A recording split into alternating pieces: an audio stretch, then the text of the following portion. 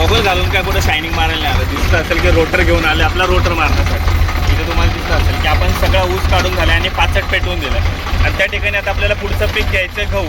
तर त्यासाठी आपण काय करतो की या ठिकाणी रोटर मारून आपल्या शेतीची मशागत करतो.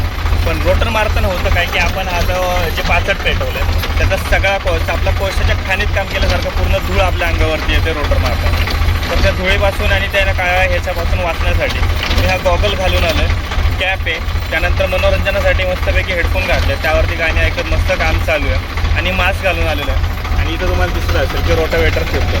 तर धूळ किती उडते ना ते मी तुम्हाला दाखवतो. मी काय एवढं आहे ना प्रोटेक्शन तुम्ही पण ज्यावेळेस रोटर मारत असाल त्यावेळेस प्रोटेक्शन तुमचं मस्ट आहे. नाहीतर तुमचा घसा बसू शकतो डोळ्यामध्ये, त्याच्यामुळे चणचण होते.